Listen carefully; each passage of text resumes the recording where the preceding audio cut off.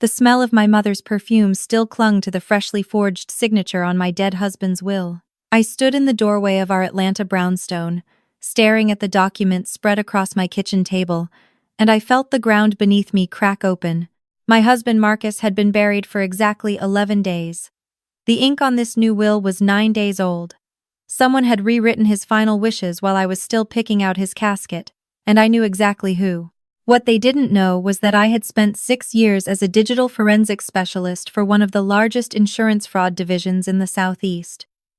I could trace a forged document the way a bloodhound tracks a scent, and I had already found the trail. But I'm getting ahead of myself. Marcus died on a Tuesday. Brain aneurysm. No warning. He kissed me goodbye that morning, told our 4-year-old son Elijah to be good for mommy, and walked out the door to his architecture firm. By noon, he was gone. The hospital chaplain handed me his wedding ring in a plastic bag while a machine flatlined behind a curtain. I didn't scream. I didn't collapse. I just held that ring and thought about how warm it still was. The funeral was enormous. Marcus came from money, old Atlanta money, the kind that builds church wings and names hospital corridors. His mother, Vivian, sat in the front pew wearing a black Chanel suit and a face so composed you'd think she was attending a board meeting. His older brother, Derek, stood at the podium delivering the eulogy with the practiced ease of a man who had rehearsed grief in a mirror. His younger sister, Paulette, wept beautifully into a monogrammed handkerchief, though I noticed she checked her phone twice during the prayer. And then there was Derek's wife, Camille. She sat beside me, rubbing my back, whispering that everything would be okay. She smelled like gardenias and deceit. I didn't know it yet, but Camille was the architect of everything that was about to happen. The first sign came 3 days after the burial. I was sitting in our home office sorting through Marcus's files when my mother-in-law called. Her voice was clipped, businesslike. "We need to discuss the estate, Naomi. Marcus had significant assets, and the family needs to ensure they're managed properly. I'll send Derek over with the attorney tomorrow." I paused. "Marcus and I have a will, Vivian. Everything is straightforward. The house, the life insurance, the investment accounts, they're structured for me and Elijah." The silence on the other end lasted exactly 4 seconds. Then she said, "We'll discuss it tomorrow," and hung up. Derek showed up the next morning with a man I'd never seen before. He introduced himself as Richard Price, estate attorney. He was not the lawyer Marcus and I had used. He was not the man who had drafted our will 2 years ago when Elijah was born. Richard Price was a stranger carrying a leather briefcase that he set on my table with the confidence of a man delivering a verdict. "Mrs. Calloway," he said, sliding a document toward me. "Your husband executed a revised last will and testament approximately 4 months before his passing. This supersedes any prior versions." I looked at the paper. It was notarized, signed, and witnessed. It stated that the brownstone, the $2.3 million life insurance policy, and Marcus's stake in the architecture firm would be placed into a family trust administered by Vivian and Derek. I would receive a monthly stipend of $3,000 for Elijah's care, $3,000 a month, in a city where our mortgage alone was 4 times that amount. I looked at Derek. He wouldn't meet my eyes. He was studying the edge of the table like it contained the secrets of the universe. "Marcus never mentioned revising the will," I said, keeping my voice level. Richard Price smiled the way attorneys smile when they think they're dealing with someone unsophisticated. "These matters are often handled discreetly, Mrs. Calloway. Your husband clearly wanted to ensure the family legacy was protected." I picked up the document. I held it close. I studied the signature. Marcus had beautiful handwriting, architectural and precise. The signature on this document was close, very close, but the crossbar on the "et" in Calloway slanted left. Marcus's always slanted right. It was a detail so small that most people would never notice. But I am not most people. I notice everything. That is literally my job. I set the paper down. I looked at Derek. I looked at Richard Price. I saw the machinery of theft operating in broad daylight in my own kitchen, and I made a decision that would define the next 3 months of my life. "Of course," I said, letting my shoulders drop. "Marcus always knew best. I trust the family." Derek finally looked up. Relief washed over his face like a wave. Richard Price extended his hand. I shook it. It was damp. That night, after I put Elijah to bed, I locked myself in the home office and got to work. I pulled up the county recorder's database and ran the notary seal number from the forged will. The notary was a woman named Greta Falk, who operated out of a strip mall in Decatur. Her license had been suspended twice for irregularities. I cross-referenced Greta Falk with Derek's financial records, which I had access to because Marcus and I had shared a family accounting platform that Derek never bothered to disconnect from. There it was. A payment of $5,000 from Derek's personal account to Greta Falk, dated 8 days after Marcus's death, not 4 months before, as the will claimed. 8 days after. They hadn't even waited for the flowers on the grave to wilt. I dug deeper. The family trust described in the forged will was registered in Delaware, a state famous for its opaque corporate laws. The trust's managing director was listed as Camille. Not Vivian, not Derek, Camille. The sister-in-law who rubbed my back at the funeral and told me everything would be okay. She wasn't just in on the scheme, she was running it. I pulled Camille's financial history. What I found made me sit back in my chair. She was drowning. Credit card debt totaling $180,000. A second mortgage on their house that Derek didn't appear to know about. Monthly wire transfers to a boutique interior design firm in Savannah that, upon closer inspection, had no employees, no clients, and no physical office. It was a shell company. Camille was laundering money through it, likely skimming from Derek's accounts and funneling it somewhere I couldn't yet see. This wasn't just about stealing my husband's estate. This was about Camille using my husband's death as a lifeboat for her sinking ship, and my mother-in-law and brother-in-law were either her accomplices or her pawns. The next morning, Vivian called again. This time, her tone was warmer. "Naomi, dear, I've been thinking. That big house must feel so empty without Marcus. Why don't you and Elijah come stay with us for a while? The estate is spacious. Elijah can play in the garden.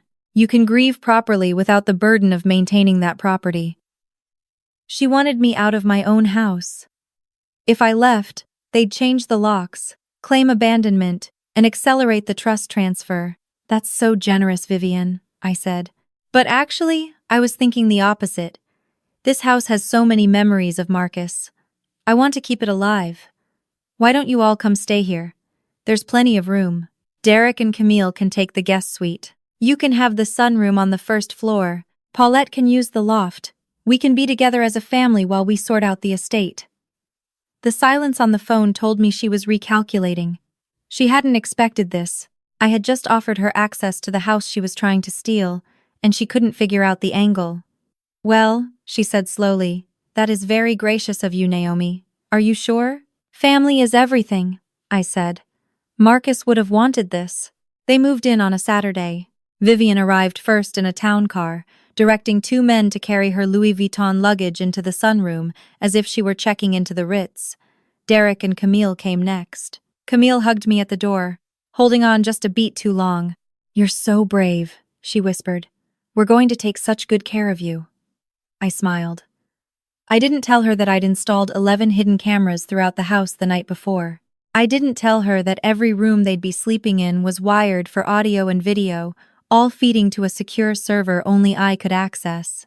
I didn't tell her that the forensic investigation was already 60% complete and that by moving into my home, they had just walked into the most sophisticated surveillance operation of my career.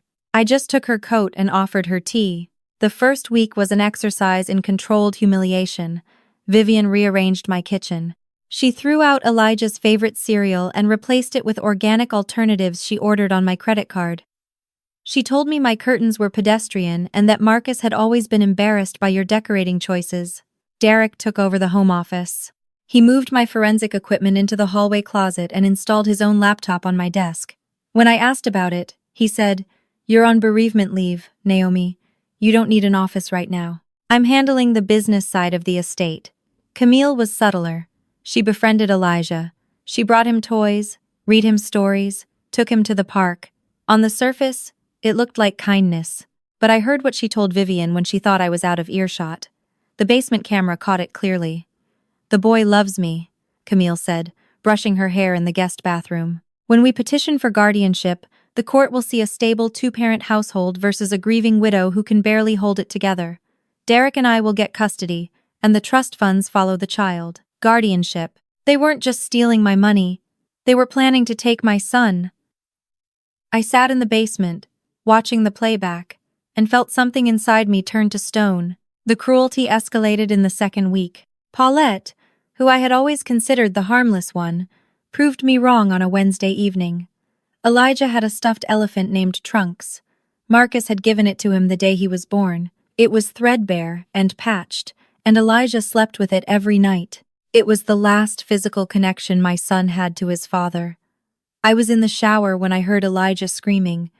I threw on a robe and ran downstairs. Paulette was standing in the living room, holding a pair of fabric scissors. Trunks was on the floor in 3 pieces. The trunk had been severed. The body was split open, stuffing spilling out like guts. It was filthy, Paulette said, not even looking at me. It's unsanitary. A child his age shouldn't be carrying around a rag. I did him a favor. Elijah was on his knees, trying to push the stuffing back inside the torn fabric, sobbing so hard he couldn't breathe. "Daddy gave me Trunks," he gasped. "Daddy gave me Trunks." I knelt beside him and gathered the pieces.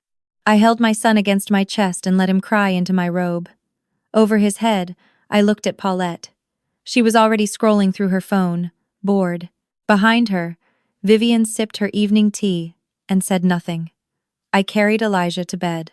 I sang to him until he fell asleep, clutching the torn pieces of his elephant. Then I went to the basement. I rewound the footage. I watched Paulette wait until Elijah set Trunks down on the couch. I watched her pick up the scissors from the craft drawer. I watched her cut deliberately, slowly, smiling. She hadn't done it impulsively.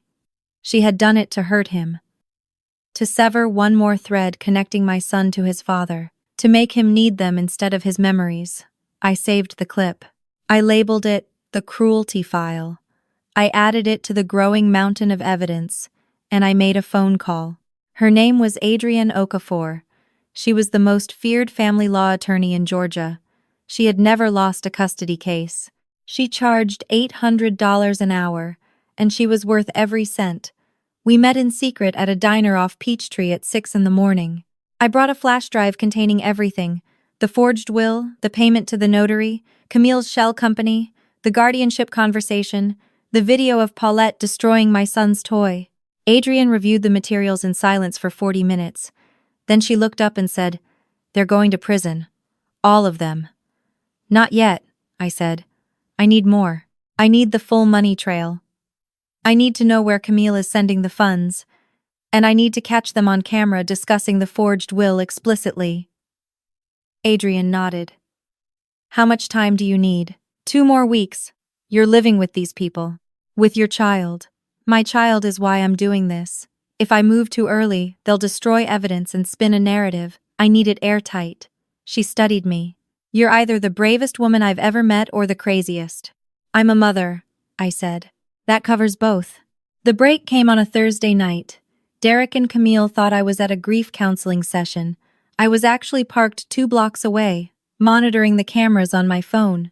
Derek poured himself a scotch from Marcus's collection, the bottle Marcus had been saving for Elijah's high school graduation.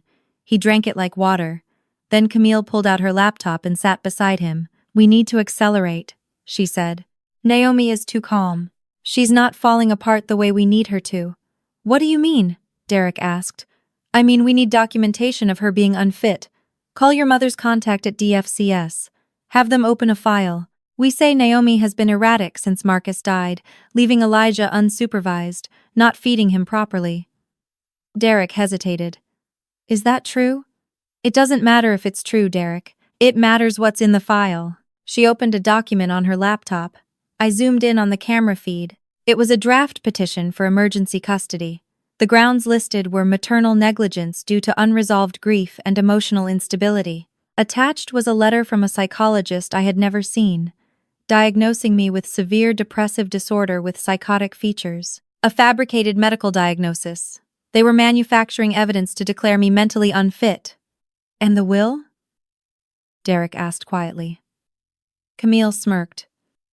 "Richard already filed it with probate. The original is in the safe at your mother's house. As long as Naomi doesn't challenge it, we're golden. The trust kicks in next month. But what if she does challenge it? She won't. She thinks Marcus wanted this. She's too trusting. I sat in my car, watching these two people plot to steal my child and my husband's legacy on cameras I had planted in my own home, and I felt the last thread of mercy snap inside my chest. I spent the next 10 days building the case with the precision of a surgeon.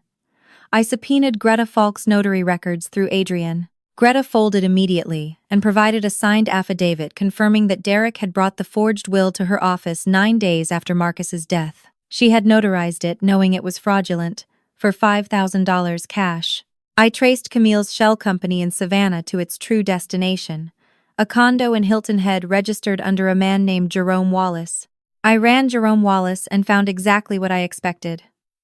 Social media photos of Camille and Jerome on a boat, at restaurants, on a beach, all dated within the last 18 months. Camille had a boyfriend. She was draining Derek's finances to fund a secret life, and she was using my husband's estate to cover her tracks.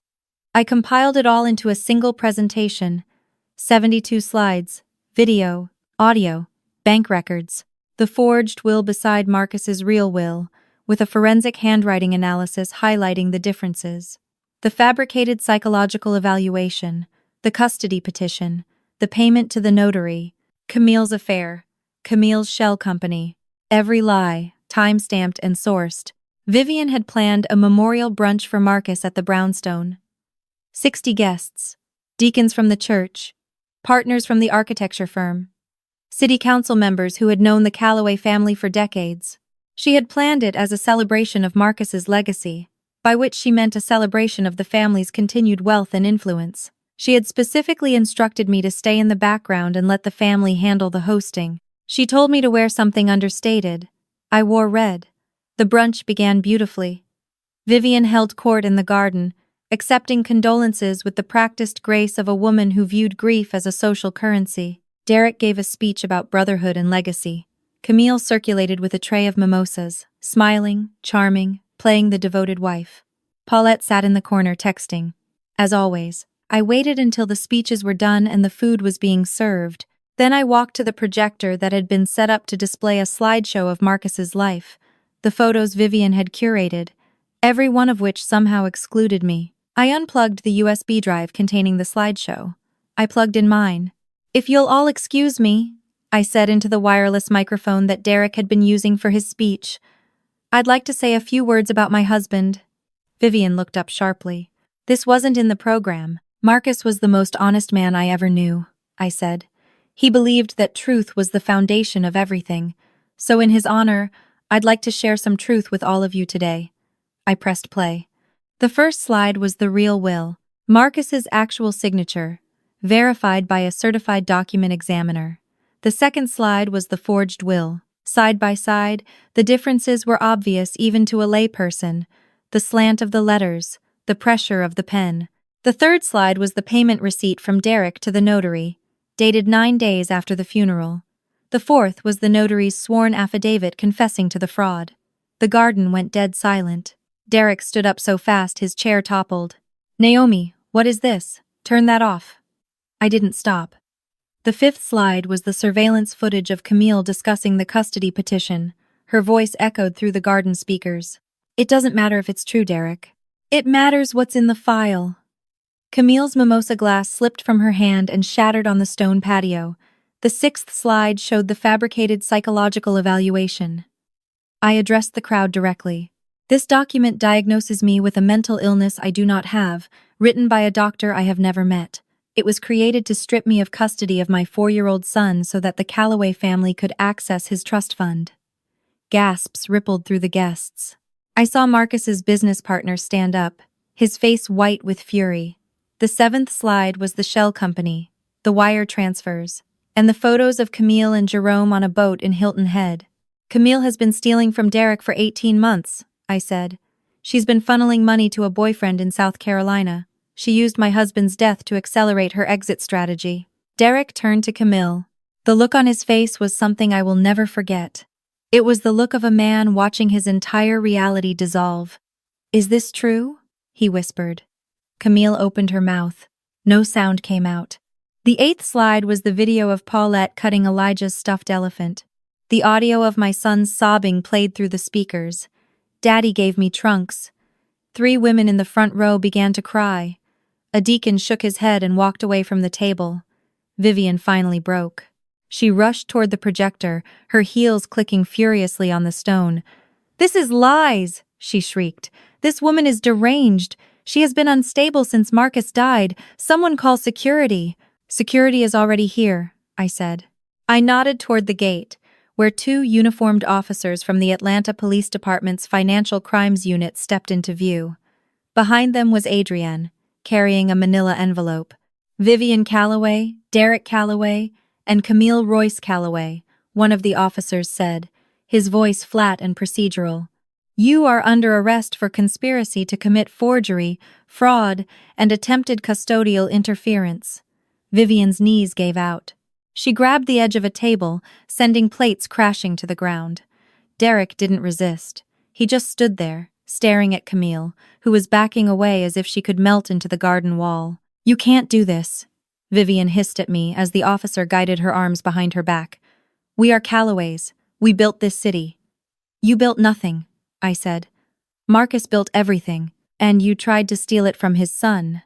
The handcuffs clicked shut. One by one, they were led through the garden, past the guests they had spent decades impressing, past the deacons they had donated to for social currency, past the neighbors who were already pulling out their phones. Paulette tried to run. She made it 6 steps before a security guard caught her arm.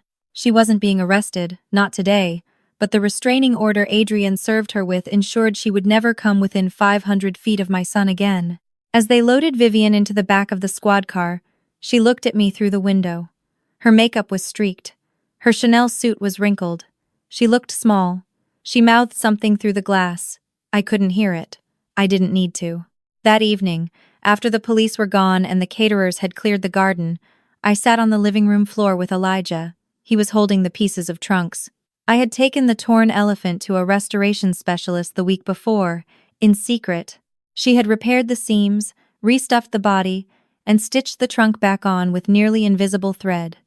I pulled the restored trunks from behind my back. Elijah's eyes went wide. "Trunks," he screamed, grabbing the elephant and pressing it to his face. "Mommy, you fixed him. Daddy's love fixed him," I said.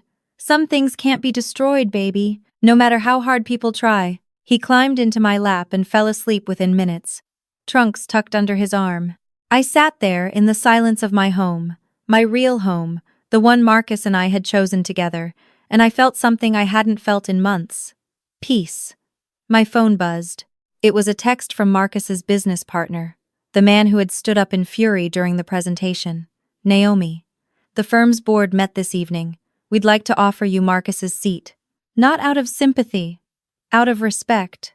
What you did today showed more integrity than this family has seen in a generation." I looked at the text. I looked at my sleeping son. I looked at the empty rooms where my tormentors had slept, now stripped of their belongings by the security team I'd hired. I typed back, "I'll be there Monday." I set the phone down and leaned my head against the couch. The brownstone was quiet, no schemes being whispered in the guest room, no one rearranging my kitchen, no one plotting to take my child. Just the sound of Elijah breathing and the distant hum of Atlanta settling into the night. They came into my home wearing masks of love. They smiled at my son while planning to steal his future. They forged my husband's name while his grave was still fresh. And they thought I was too broken to see it. But grief didn't break me. It sharpened me. And the woman they tried to bury was the same woman who buried them. My name is Naomi. I am a mother. I am a forensic specialist. And my husband's legacy is exactly where he wanted it. In the hands of the woman he loved and the son he died too soon to raise. If you've ever had to fight your own family to protect what's yours, hit that like button and subscribe to Pie Revenge. And tell me in the comments, have you ever discovered that the people closest to you were the ones plotting against you?